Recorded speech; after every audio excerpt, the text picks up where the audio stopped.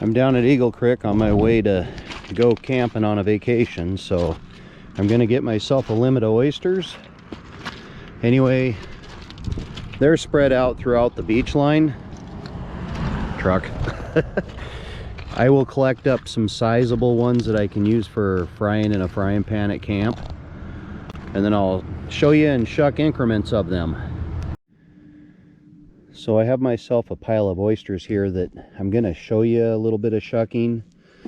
Anyway, I pulled these from the beach down there. These belong back down there. You're supposed to shuck them and leave the shell as where you found them, so I'll put them back when I'm done shucking. Anyway, just show a couple different ways of shucking here. You can go to the front. It's their growth plate. It's a new area, so it's really soft and you can get in there. Once I get in there, I'll show you the muscles here. Okay, if this is the back, that's the front. 1/3 of the way is where the muscle is. Anyway, I'll shuck it the rest of the way so it's loose, and I'll set it aside and keep these in a pile. Let's see here. Another way is off to the side, right where the muscle is, and I'm not wearing gloves, so this is where it gets scary. Yes, just be careful. I do cut myself on occasions.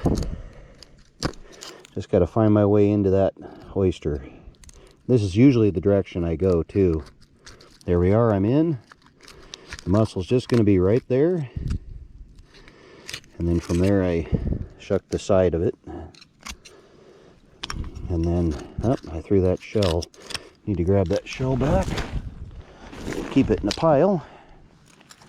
Let's find one here that has a good hinge pocket. All right, let's say you can't get to the front or the side, but you can get to the back. You can just pry on the hinge and pop it. Once you get it open, you can reach across there to that side where the muscle is to loosen it. And that is the 3 ways that I really choose to shuck oysters a lot. And most of the time it's to the side right here where I'm doing. So I'll put that guy in there, set it aside. Anyway, I'll get back to you when I get a count of 10, and then I'll go get another 8 more for my 18. I have 10 shucked now, so I want to quick check them for pearls and count them. 1, just quick check them for pearls. 2, 3, I've found quite a few pearls off this beach. 4, 5,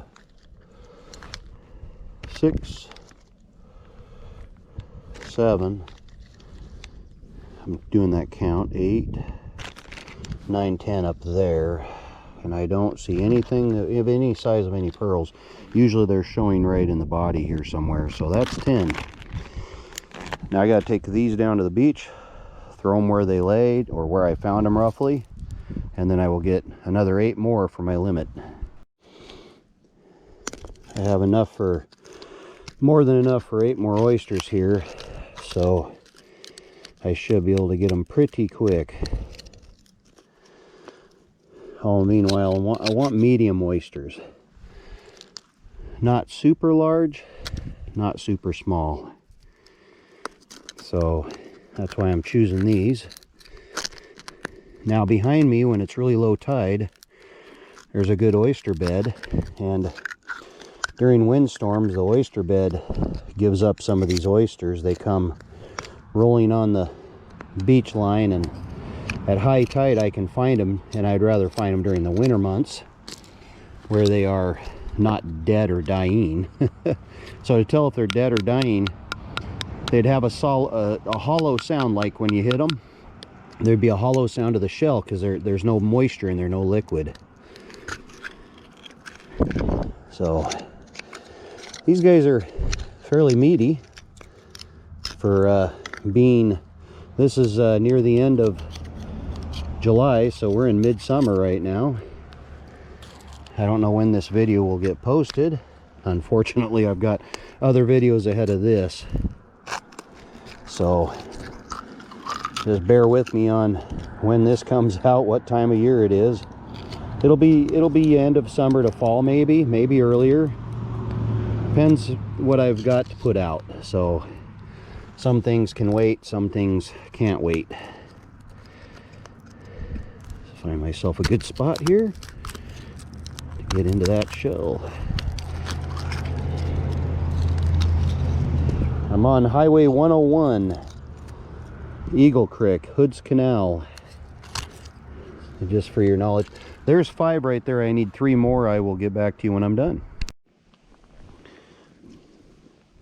This is number 11, 12, 13, 14, sorry about that, 15, 16, 17, 18. Got my limit of oysters. I will take this shell back down to the beach line, and then I'll get back to you for a wrap-up. Some of you have wanted to know what type of oyster knife this is. It's called a Danielson by the Danielson Company. I like longer, pointier ones. They don't have to be sharp. They just have to be effective, and this one here has reach for bigger oysters. Plus it has a thumb hold, which I use sometimes. Here's my limit of oysters. Anyway, a little bit of fog. Hopefully it'll burn off later. I'm aiming for getting a video on clams next. As the tide goes out, I should be able to get some steamer clams up the canal a little ways at Triton Cove. Anyway, this is Eagle Creek, Hood's Canal. If you like this video, press like. If you want to see more of my types of videos, hit that notification bell. And if you haven't already subscribed to my channel, I'm asking, please subscribe to my channel. It'll go a long ways to help me make more videos. It will be a beautiful day, just not yet. Thank you for watching.